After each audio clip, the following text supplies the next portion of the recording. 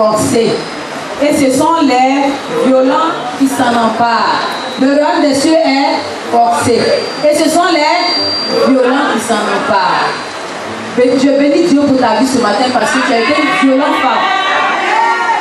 Tu as été une femme violente. Tu veux t'emparer du royaume des cieux. Et tu vas t'en emparer. Avec cette forte pluie, beaucoup ont désisté. Or, elles devaient venir recevoir un conseil de l'Éternel. Mais elles ont craint la pluie. Si on avait dit qu'il y avait l'argent ici à ramasser, le portail là, ici au portail, on n'aurait pas pu entrer. Or, la parole de Dieu vaut plus que l'argent. Amen. Alors je dis ce matin, tu as déjà reçu ta part. Amen. Tu as déjà reçu ta part. À notre premier rendez-vous du 2 juin, on avait parlé de conseil, n'est-ce pas? On avait parlé de quoi? Conseil. C'est ça? Est-ce que vous vous rappelez même? Les mains en prière, vous savez de quoi on a parlé le 2 juin?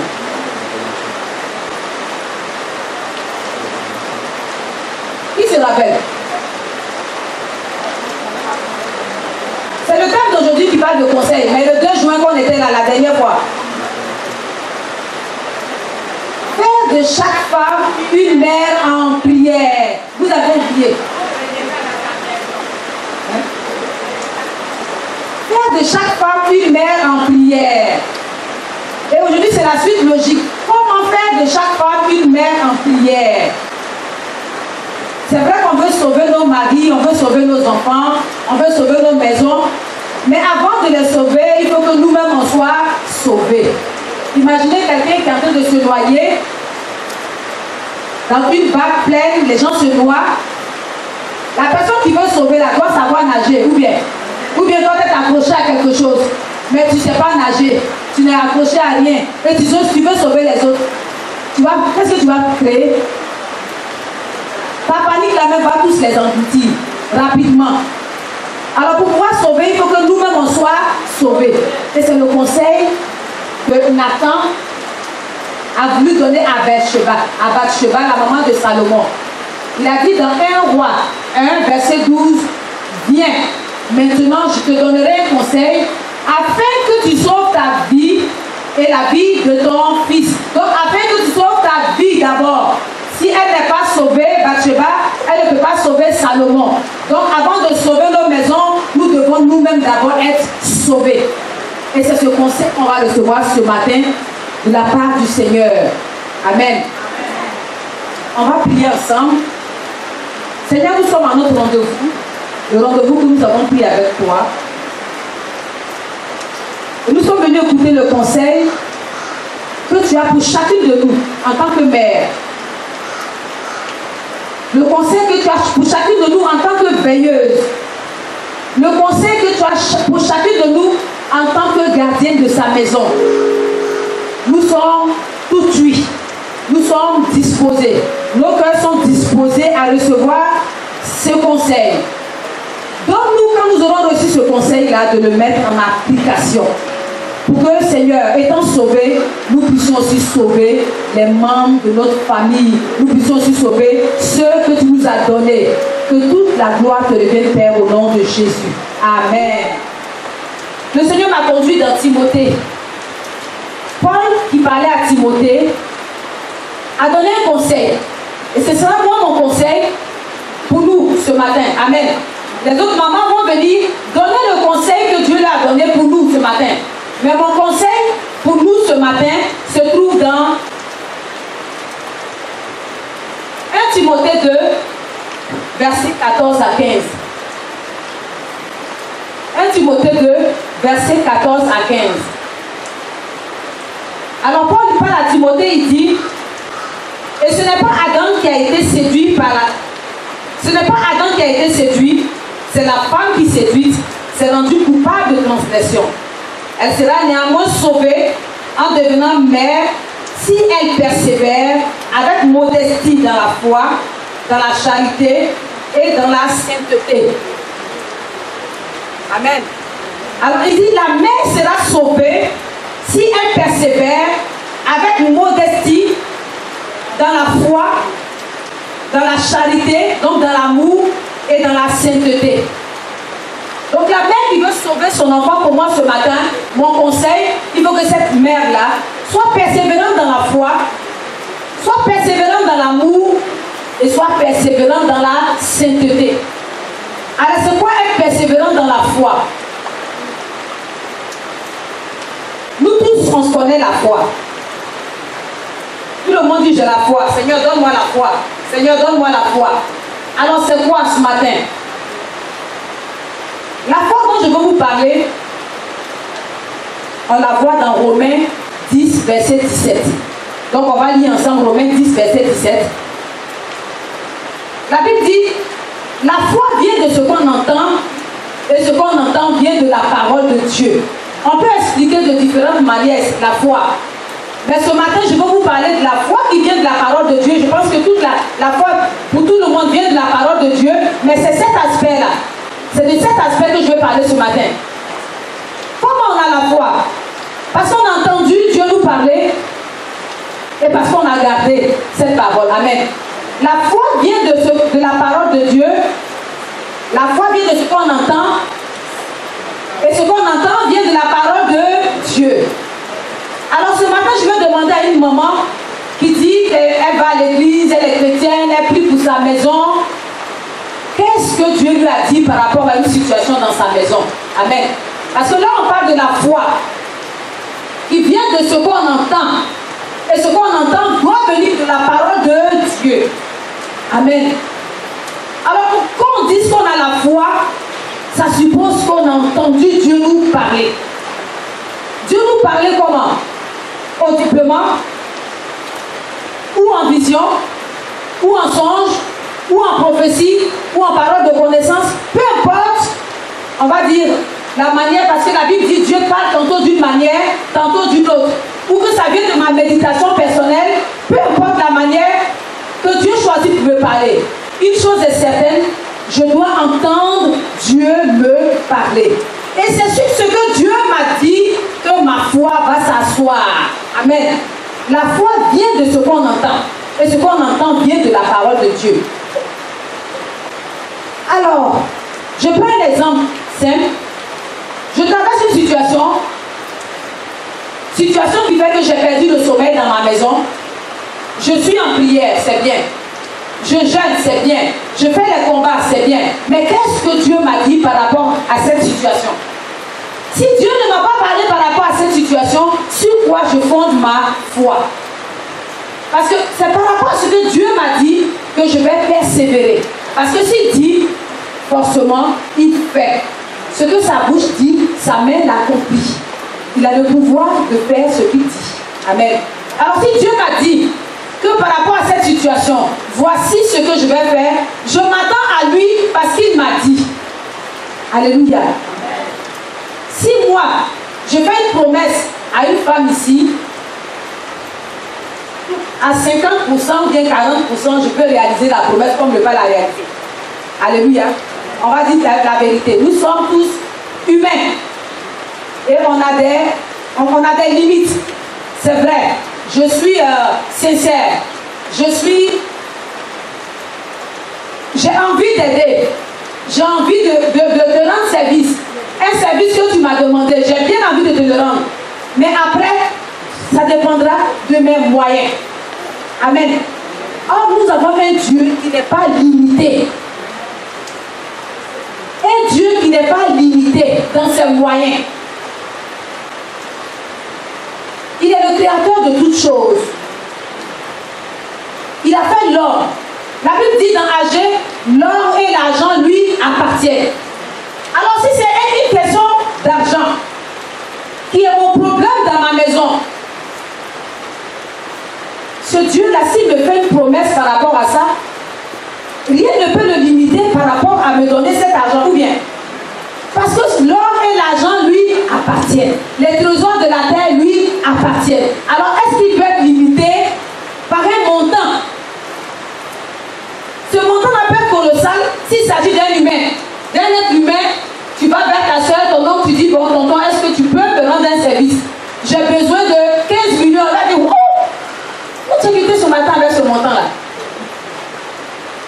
méchant. Tu sais que tu ne peux pas te donner ça, ou bien même s'il peut te donner, il faut encore qu'il aille faire ses calculs. Mais est-ce que vous pensez que Dieu fait des calculs? Alors si tu as un problème d'un montant, un problème qui concerne un montant comme ça, tu penses que la caisse de Dieu est épuisée, est limitée? Non. Donc Dieu a les moyens de te donner, lui à qui l'or et l'argent appartiennent.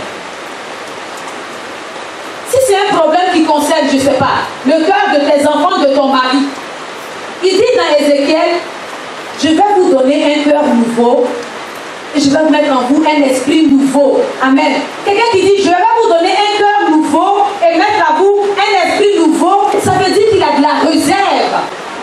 Amen. Est-ce que moi je peux te donner un cœur nouveau? Est-ce que ta soeur peut te donner un cœur nouveau? Mais Dieu dit, je vais te donner un cœur nouveau. Je vais mettre en vous un cœur nouveau. Ça veut dire qu'il a de la réserve. Amen. Ça veut dire qu'il a de la réserve. Il a des cœurs en réserve. Alors, si ton problème à la maison, c'est que tu as un problème d'incrédulité par rapport à ton époux qui ne veut pas se convertir, ou tes enfants à qui tu parles, qui ne veulent pas... Mais Dieu dit qu'il va mettre en eux, il peut mettre en eux un cœur nouveau. Amen. Qu'est-ce qui peut être un problème encore? Un problème de combat spirituel? En général, quels sont les problèmes qu'on a? Qu'on ne nous écoute pas à la maison, parce qu'on parle de quoi? On est mère en prière. Donc, les cadres dans lesquels nous on évolue, c'est pas nos maisons qui sont le champ dans lequel nous on évolue. Le champ qu'on veut défricher, le champ qu'on doit entretenir, le champ qu'on veut voir réussir, c'est nos maisons. Alors, dans nos maisons, il y a qui? Il y a nos époux, nos enfants, nos parents, nos frères, nos soeurs, nos belles familles et tout. Donc, quel peut être un défi, le défi de la maman dans sa maison? Ça concerne l'argent, l'or et l'argent lui appartiennent. Ça concerne l'incrédulité des gens, il peut mettre en eux un cœur nouveau. Ça concerne quoi? Le combat spirituel, la force et la puissance sont dans sa main. Alléluia. Donc normalement, on ne devrait pas avoir peur. Ça, c'est, on va dire, la parole générale. Mais quand il s'agit de chacune de nous, par rapport à son défi, Dieu doit nous dire quelque chose de particulier. Amen. Quelque chose de particulier. Ce qu'il m'a dit à moi n'est pas ce qu'il t'a dit à toi, par rapport à la même situation. Alors moi, je m'attends à lui par rapport à ce qu'il m'a dit. Et toi, tu devrais t'attendre à lui par rapport à ce qu'il t'a dit. Mais pourquoi est-ce qu'on doute? Mais parce qu'on n'entend pas Dieu nous parler. En général, quand on a un souci, on prie beaucoup. On ne prend pas le temps de laisser Dieu nous parler. Les chrétiens, c'est vrai, on prie beaucoup. On jeûne beaucoup. Mais on n'entend pas souvent la voix de l'Éternel. Tant qu'on n'a pas entendu la voix de Dieu, sur quoi on fonde notre foi? Amen. Regardez, je prends Hébreu. Je vais aller dans Hébreu 11. Vous pouvez suivre avec moi. Je prie que vous notiez pour aller lire après à la maison.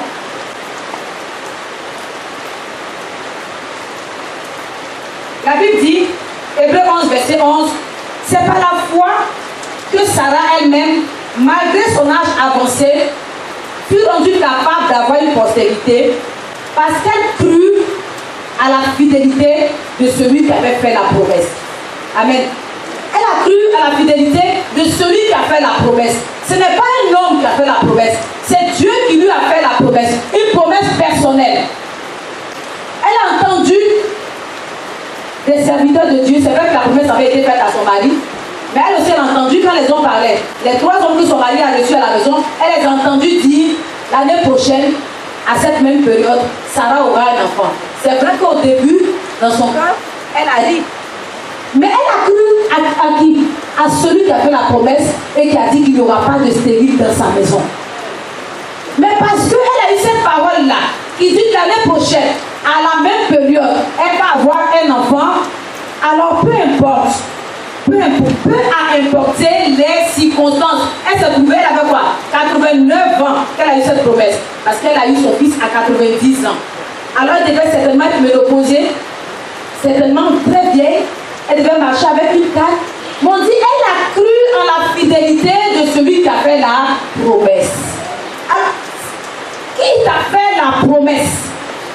Quand tu pries pour demander quelque chose à Dieu, si tu as fait la promesse, garde la promesse, garde la parole. C'est ça la foi.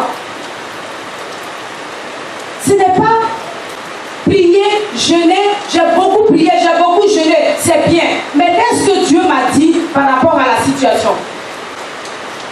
Priez jusqu'à entendre Dieu nous parler. Amen. Et quand Dieu nous aura parlé, nous arrêter sur ce qu'il nous a dit. Alléluia. Romains 4.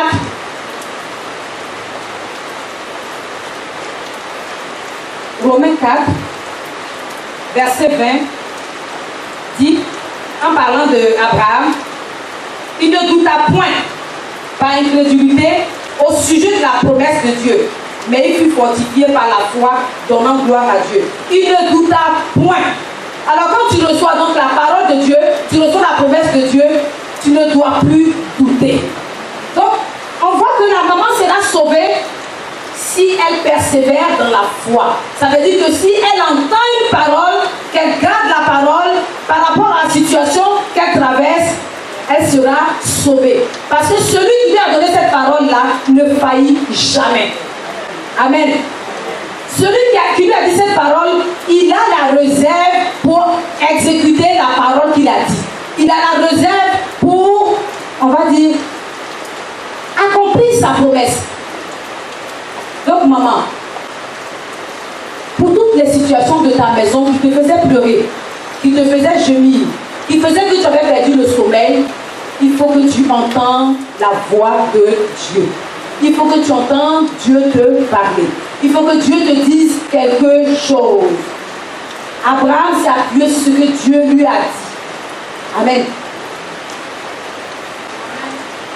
Sarah dit qu'elle a cru en la personne qui lui a fait la promesse. Il y a plusieurs exemples ici, mais je m'arrête à l'exemple d'Abraham. La foi vient de ce qu'on entend. Il faut que tu entendes Dieu te dire quelque chose par rapport à la situation que tu vis dans ta maison. L'éducation de tes enfants, ton mari ne va pas à l'église, ton mari a perdu son travail, toi-même tu as perdu ton travail, tu es persécuté ça et là. Il faut que tu entendes Dieu te parler. Aujourd'hui, quand tu le regardes dans la maison, ce doit être maintenant ton objectif principal. Entends Dieu te dire quelque chose par rapport à cette situation. Amen. Et quand tu auras entendu cette situation, tu fais maintenant comme Sarah qui dit, elle a cru à la fidélité de celui qui a fait la promesse. Tu restes maintenant ferme sur cette parole parce que tu sais que celui qui t'a parlé, il a les moyens d'exécuter ce qu'il a promis. Amen. Donc, le premier conseil, pour que nous soyons sauvés dans nos maisons, il faut que nous ayons une foi persévérante. Une foi qui ne doute point. Une foi qui ne faiblit pas. Une foi qui ne regarde pas aux circonstances. Une foi qui ne regarde pas à ce que la voisine a dit, à ce que mon ami a dit, à ce que la télévision a dit, à ce qui se dit autour de moi. Une foi qui reste fixée sur ce que celui qui a promis a dit. Amen. Alors, le deuxième point pour être sauvé, il faut la charité. On dit, il faut manifester l'amour.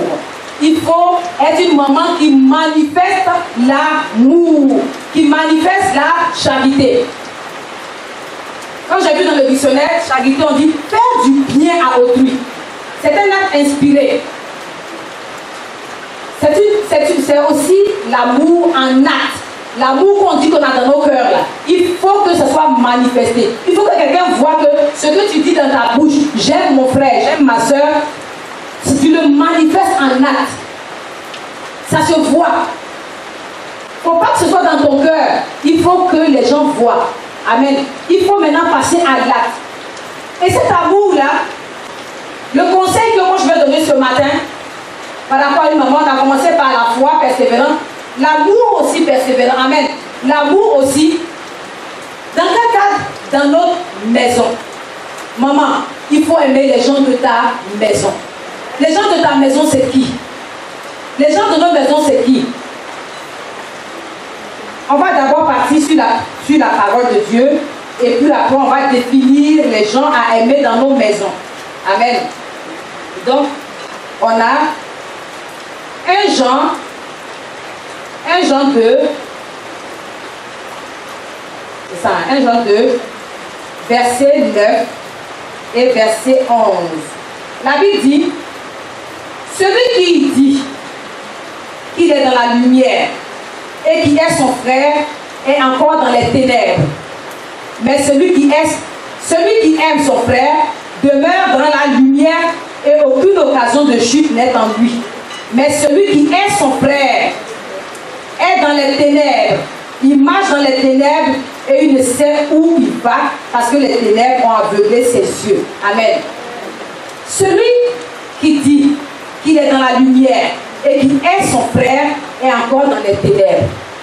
Le frère dont on parle ce matin, nous mettre en prière, d'abord, c'est le frère de ma maison. Les gens avec qui je vis au quotidien. Alors, le frère de ma maison, c'est qui?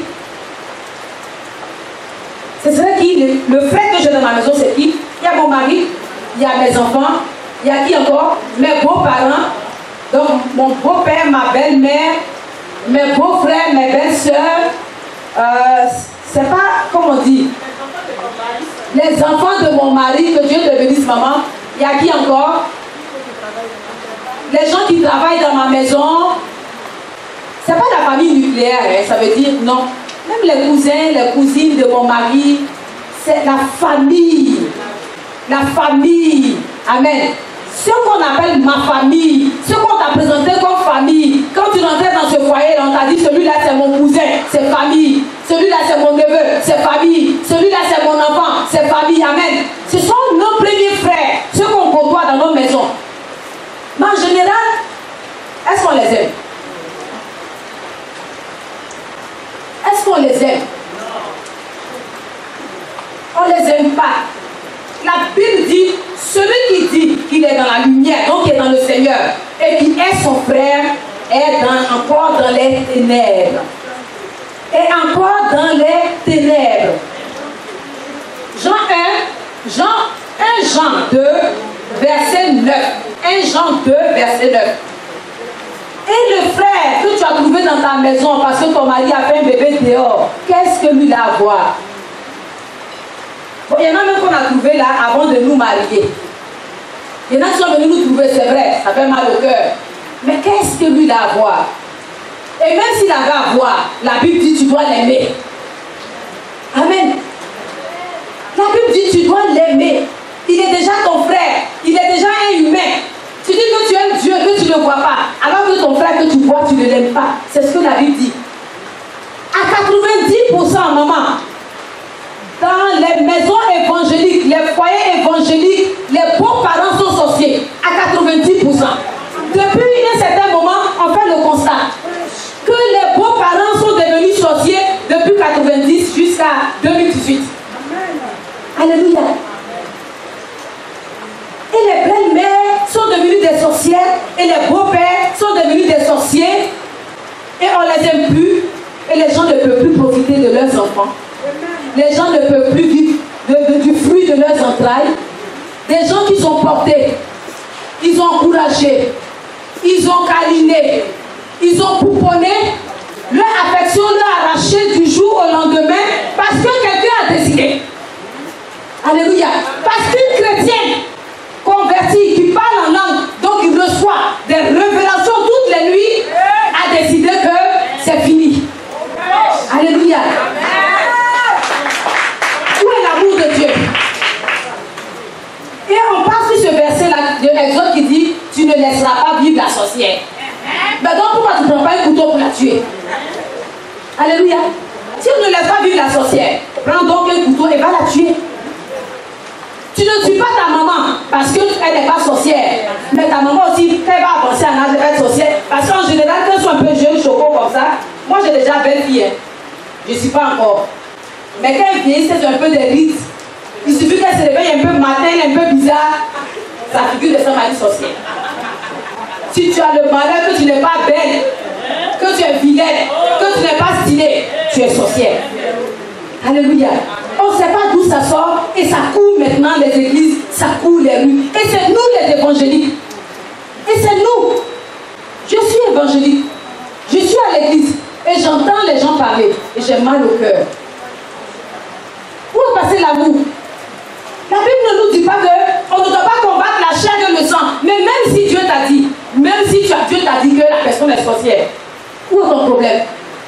Ce que toi tu as, ce sont tes genoux en prière, maman. Pour que le Dieu qui prend soin du combat pour toi. Amen. Si tu fais ton propre combat, tu as échoué. On monte nos enfants contre leurs grands-parents. C'est pas nous seuls. On entraîne nos maris qui ne veulent plus voir leurs parents. Les enfants ne peuvent plus fréquenter leurs grands-parents. Et on est content, on les remet, on a échoué. Alléluia. On a échoué. Parce que nos enfants passent à côté de l'essentiel. Et on dit qu'on aime le Seigneur. La Bible dit, celui qui dit qu'il est dans la lumière et qui est son frère est encore dans les ténèbres. Bien souvent, il faut qu'on se le dise, on aime les enfants qu'on appelle, c'est normal. Si tu dis que tu aimes ton enfant, tu n'as pas encore parlé. Si tu dis moi j'aime mon enfant, tu n'as encore rien dit. Parce que le fruit de tes entrailles, si toi tu ne l'aimes pas, et qui l'aimera? Donc forcément, tu vas aimer le fruit de tes entrailles. Mais quand tu arrives à aimer un enfant que tu n'as pas fait, je dirais que tu aimes véritablement. Des enfants vont venir s'amuser avec nos enfants. Ils vont se frapper là-bas. Tu vas te lever et aller taper l'enfant de l'autre même. On dit, pourquoi tu as tapé mon enfant? Mais pourquoi ton enfant ne se défend pas? De la même façon, tu aimes ton enfant, il faut aimer l'enfant de l'autre. Si tu as les moyens, mets à disposition de l'enfant de l'autre aussi. À cacher les petits riz sous les fauteuils pour que ton enfant vienne manger. Maman, il y a beaucoup de choses. Toi-même, tu sais. Moi aussi, je sais. Amen. On ne va pas trop parler de ça parce qu'on sait, comme en général, on gère les frères qui sont dans notre maison. Amen. Quand je parle de frères, je parle même de ton mari aussi. Hein. Je parle de tes enfants. Donc comment tu fais la différence entre les frères? Ceux qui sont de ma famille, ceux qui sont de la famille de mon mari ont un autre traitement. Amen. Celui que j'ai mis au monde a un traitement. Celui que je n'ai pas mis au monde a un autre traitement. À l'église, je suis la plus grande prophétesse. Je parle en langue, je prophétise. Tant que je n'ai pas prophétisé, le culte n'a pas commencé. Quand je rentre à la maison, je sais le riz petit. Je cherche les morceaux de viande, je place, je choisis dedans. Viens prendre. Toi, prends ça là. Pourquoi toi prends ça là? Si tu as servi, donc laisse chacun apprendre. Alléluia.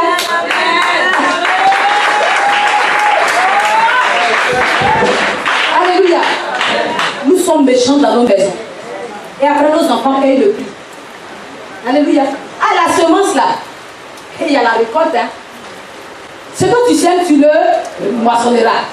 C'est la Bible qui a dit, tant que le ciel et la terre subsisteront, la semence et la moisson vont aussi subsister. Donc aujourd'hui, ton enfant est petit comme ça, tu le chéris.